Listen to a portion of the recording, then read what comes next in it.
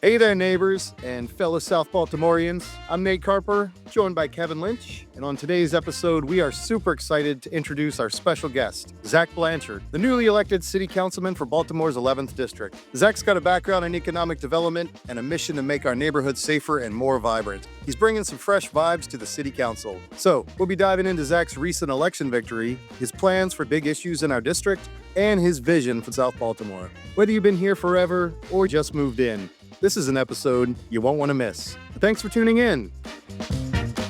Zac, welcome to the podcast. How you doing, man? Thanks, Nate. Kevin. Yeah, of course. So, Zac, you eked out a win in the primary election for District 11 Councilman, winning by a slim margin of 48 votes. That's got to be one of the tightest elections. In your opinion, what made the difference? What do you think got you this victory? Yeah, eked out is the right word, Kevin. I had a great group of volunteers motivated to get out and knock doors, talk to people. Myself, I knocked about 7,000 doors. Volunteers knocked about 15,000 doors. Being able to say that I'm never taking more than $150 from anybody. I'm a Marine veteran. I'm a high school football coach. I'm a dad, neighborhood associate president. All these things gave people a sense of someone who's in it for the right reasons, who has a heart for service. And I think that bringing a message of we need to invest in all of our neighborhoods, Baltimore as a city is stronger when all our neighborhoods are stronger. And so many of the most entrenched problems we have to be addressed that way. I think it resonated with a lot of people. It didn't resonate with everybody. And I'm looking forward to, to help win it over those votes for next time. So Were you surprised you won? Did you have good feelings or were you pleasantly surprised? there was like an 8-day gap between the election and when it was certified. And so it's that 8-day period of kind of just refreshing the election results on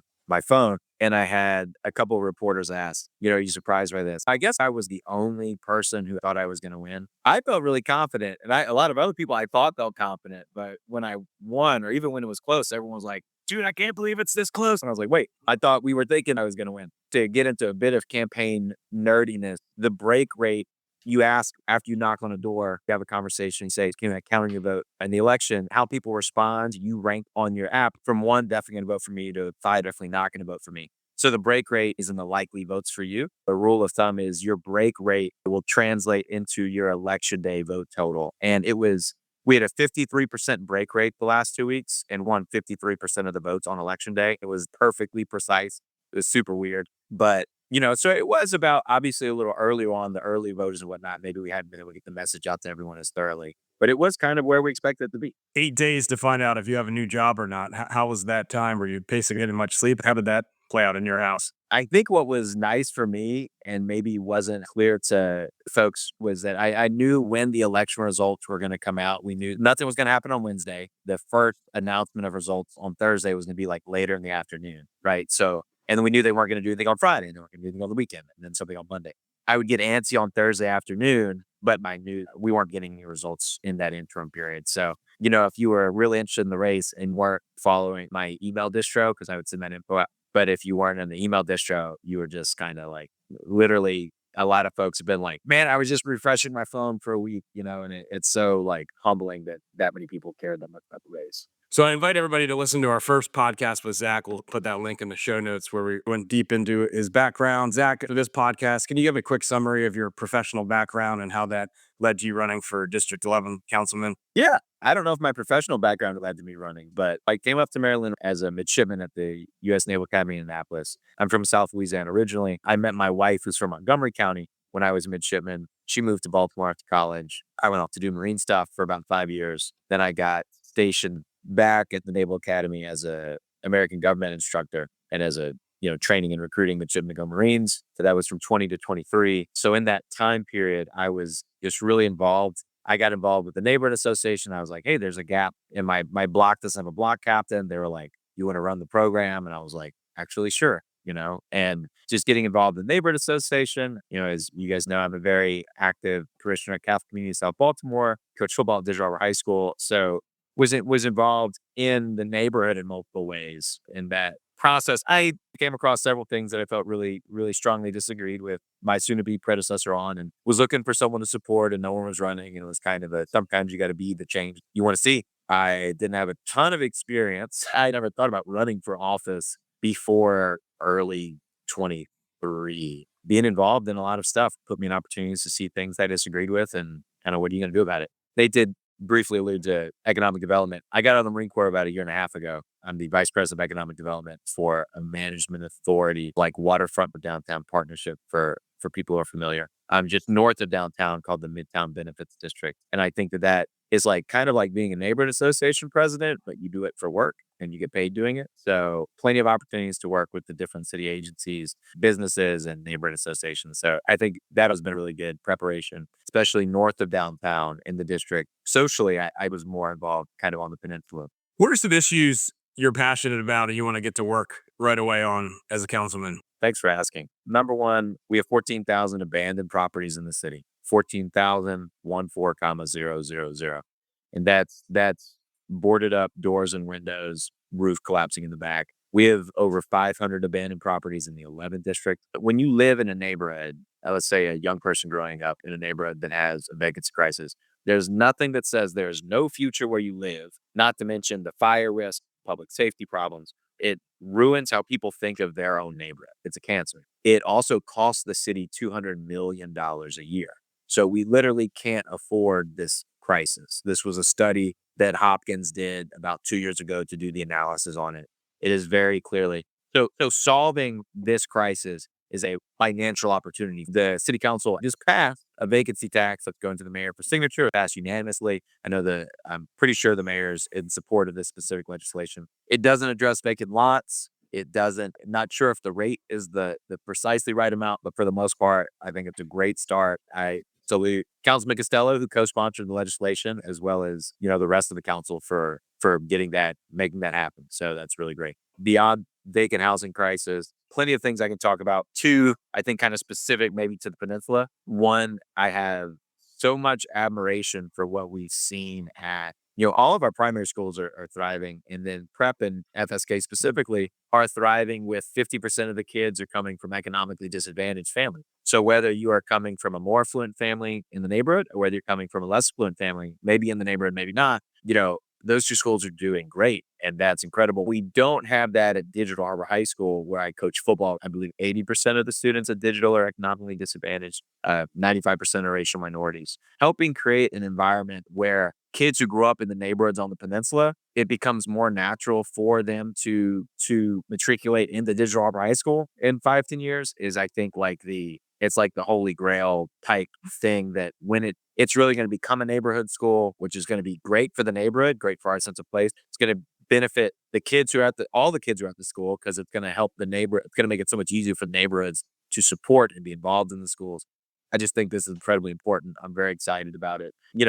Not going to lie, a little biased because I've coached football there, but it's the second largest high school in the city. So, it will have a really meaningful impact across the city. Sure. And I know you have ideas to make the athletic field at Digital Harbor better, possibly bigger. Could you dive into that for us? Digital Harbor is the largest high school in the state of Maryland that doesn't have its own sports field. And I think that reflects poorly on us as a community and city schools either. We have 1,500 something kids at school. And it's what we have right now. We used to have a 120-yard field. So 100 yards plus end zones, not quite enough with the space on the back end, but the northern part was gravelled over during some construction several years back. And so just working, and then also community garden was put there. This is Zac speaking. This is not city schools or anybody speaking. This is just what I would like to see there. Getting the gravel lot turned into grass and finding parking. We're working with the parking authority on some solutions that I think are going to be really good. Turning that gravel into grass is the first and the major thing. The second thing that I personally would like to see the community garden moved over to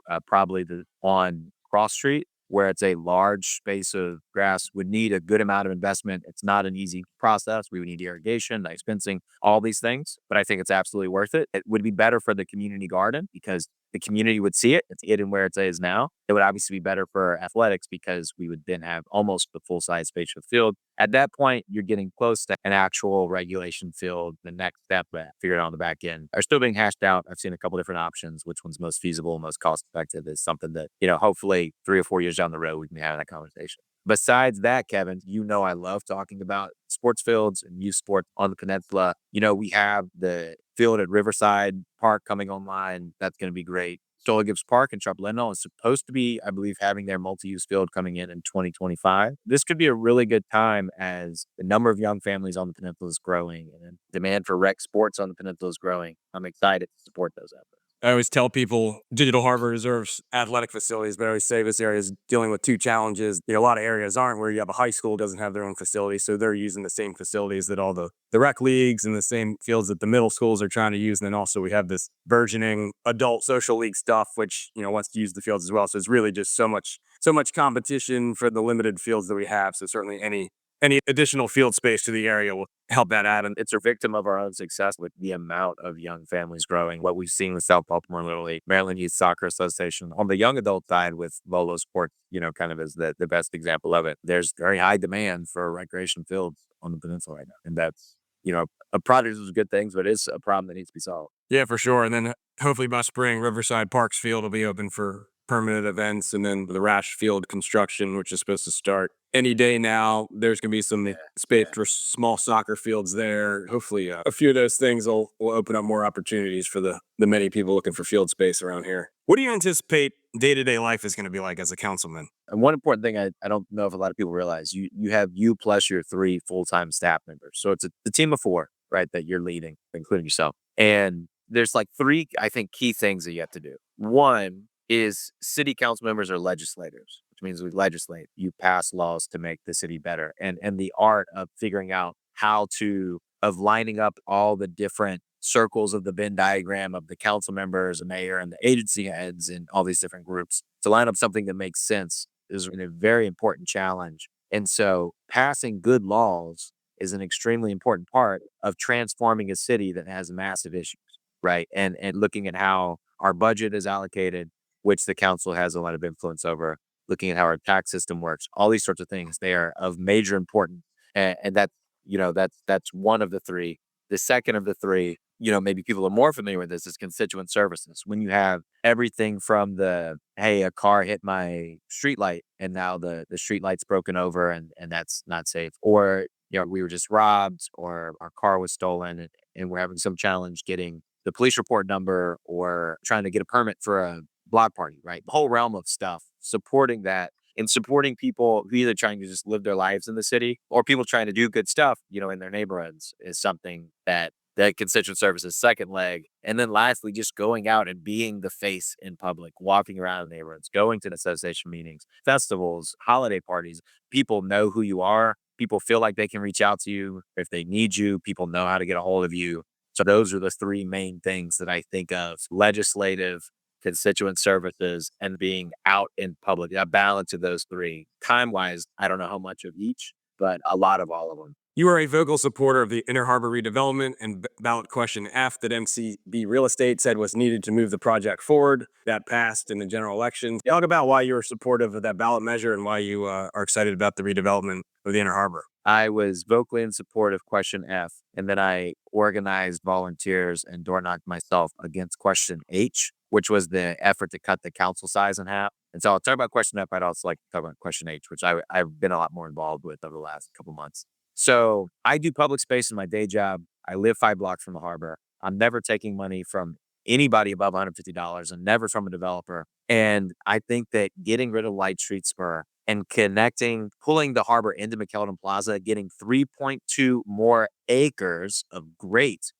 public space, and pulling the Inner Harbor into downtown is a valuable thing. I think the Stale building is awesome. I think that their plans for the smaller retail circles in the middle is really cool. I am, honestly, like, I'm probably as mixed as most people on the 2 high rises. It's worth noting that they're extremely thin. They're not like downtown city buildings. They're not like going to add some magical thing to the Inner Harbor, but they're not going to really take away much either. And if I had to choose between that, when you get the renovation of Pratt Street, the renovation of Light Street, the Inner Harbor is trapped by an ocean of moving cars. When my options are A, the status quo, or B, these 2 really tall but super thin towers, you're going to give me several more acres of public space. $200 million or the $400 million of public money, that's going for the promenade. That structurally have to happen. That's not like if MTV didn't do anything, someone would have to put those $200 million to saving the Inner Harbor Promenade. So that's a very important, there's very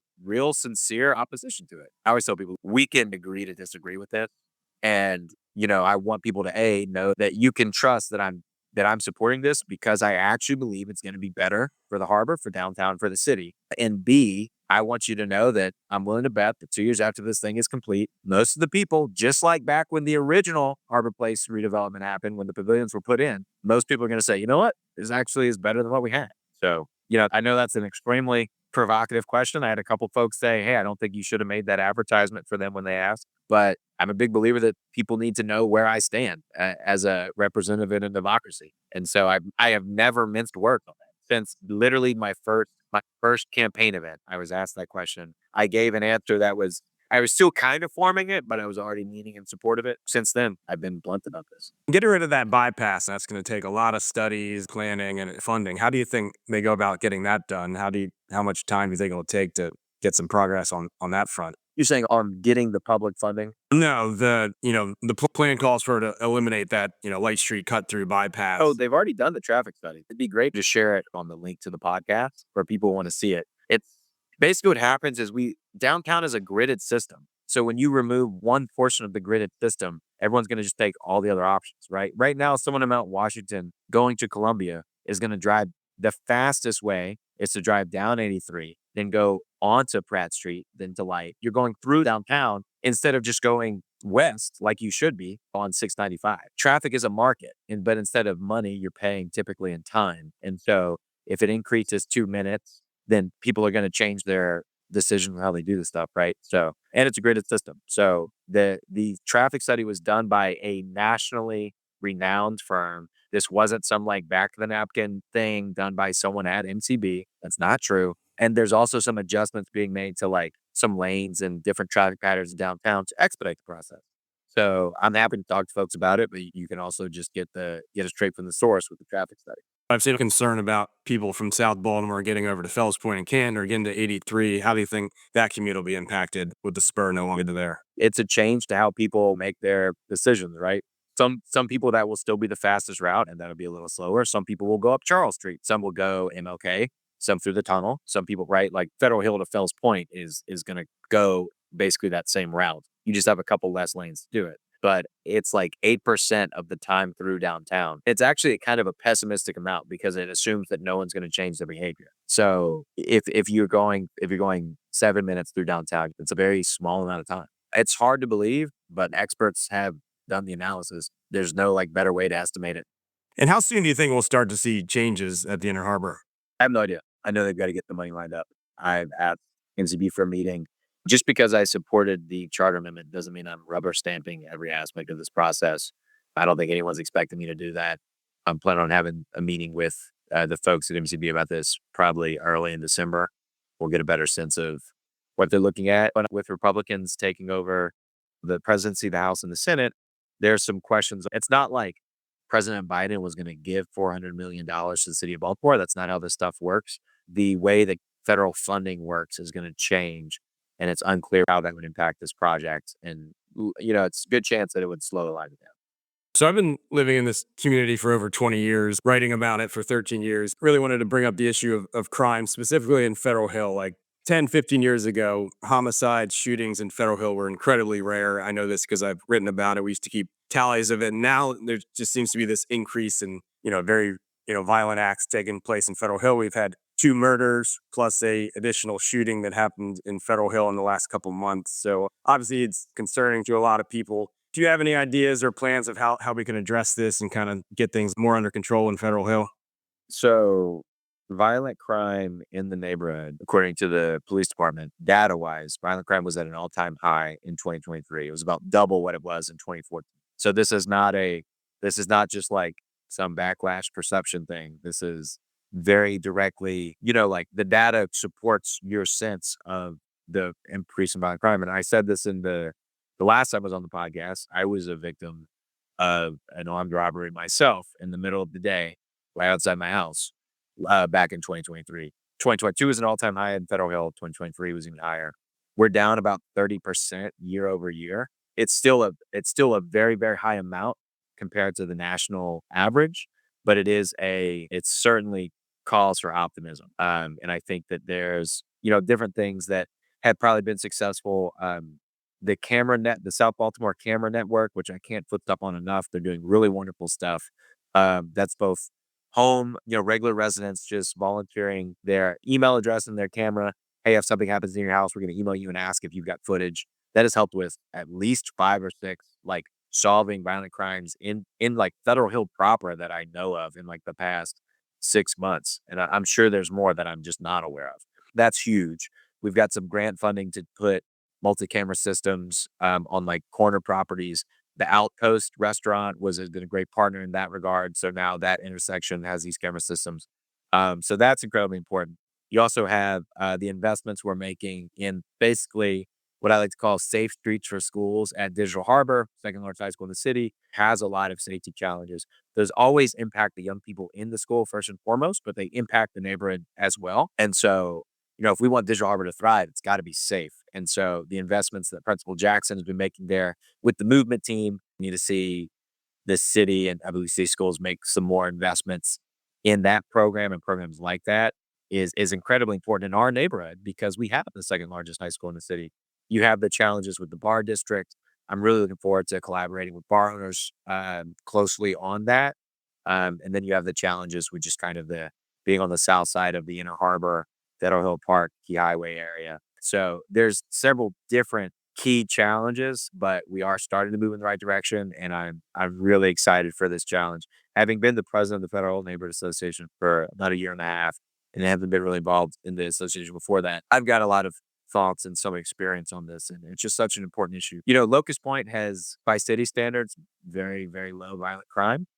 Federal Hill has twice the average rate of the city as a whole. They're completely different neighborhoods. And if we want to see families staying and raising kids in Federal Hill like we're blessed to have down in Locust Point, we have to get better at that specifically. You brought up Digital Harbor. I know Digital Harbor had their first football playoff win in school history this year. Tell us how the season went. Yeah. So I coach at Digital, assistant coach, offensive line and special teams. We won, as you mentioned, the first playoff win since it's been Digital Harbor, which I think about 20 years. So that's it. That's huge. We just got knocked out of the playoffs. We had a new head coach come in and a brand new coaching staff. So there was a lot of changes and kind of learning. Some players left for other schools. Some new players come in kind of tied with the changes in the coaching and whatnot. So it was a bit of a transition period, but definitely calls for optimism. And just a side note, like Digital Harbor won boys indoor and outdoor track championships last year. We have a band as of last year. We have a girls flag football team that just started this year. Girls soccer. I mean, like there's a lot of momentum in great new athletic director. A lot of momentum with the extracurricular programs at that school. And I'm such a big believer that giving young people something to be excited about and something to make people proud of them about is just a very obvious win for everybody. And so that's something that I look forward to supporting as a councilman. Anything else you'd want to tell our listeners before you take office? Whew, how many more hours do we have in this podcast? No, just kidding. To hit on a couple major things. So opioid overdoses. We are the highest per capita city in the country for overdose deaths. But we have the really incredible opportunity with all the settlement money, hundreds of millions of dollars coming in over the next 15 years, that we'll be spending over the next 15 years. That's an area that I think we're going to make a lot of great improvements in because of this funding coming in. And the opioid crisis, it's overdoses, but it's also homelessness. It's also mental health. It's all these, it's open air drug market, like all these negative things tie in together and hurt all of our communities. So and several of them, this district is very diverse. So, this podcast is about the peninsula, but there's a lot more to even the 11th district than just the peninsula. But that's a major one. I'm really looking forward to supporting the main streets in the city. I have sat on the board of Federal Main Street for several years. I'm a major believer that having a vibrant, nice, pleasant commercial corridor just makes people who live in a neighborhood feel good about the neighborhood and feel that sense of place. And people who don't live in the neighborhood feel similarly positively about it. And vice versa, when you have the opposite sort of commercial corridor, it has the opposite effect. And so getting Main Street right is incredibly important. Sat on the board at Federal Main Street Economic Development, my day job. So I got a lot of thoughts on that. Very excited to be involved there. And just in general, as you guys know, I'm very big in we need to break car dependence, right? So we need to be looking at how can we make it easier to ride a bus or a bike or scooter, or, how can we invest and get the harbor connector, the water taxi, 7 days a week. right? Like these types of things are things that I'm already involved with and asking about. I think there's a lot of great opportunities because people want walkable neighborhoods and people want neighborhoods where they don't need a car. And a lot of our residents, a third of the residents in the city, don't even have the option to have a car. Right. And so these are incredibly important things that from just like a quality of life perspective and from an equity perspective, we need to get right. A lot of other stuff I can ramble on about, but I think I've covered a lot of the big points. We'll start tagging you on Facebook really soon. Yeah. Oh boy. Looking forward to it. Zac, really appreciate you jumping on again. I know you'll be working hard out there, so we appreciate that. It would be nice if we could, as our city councilman, if you wanted to jump on a couple times a year and, just kind of share updates with our community would be awesome. Yeah, I'm actually thinking really hard about how to best get the message out across a lot of different formats and different venues. I love that Councilwoman Ramos has her 90-second, videos that she puts out every week. Having something like that, because just communicating what we have going on and what we're working on so people know what we have going on, whether you agree with it or disagree with it, they're out there, we're putting in the work, getting on podcasts and all this stuff. This is not going to change once I take off, and I'm looking forward to the next round. Thanks, Zac. We appreciate you jumping on. Thanks, Zach. Yeah, as always, guys, appreciate you.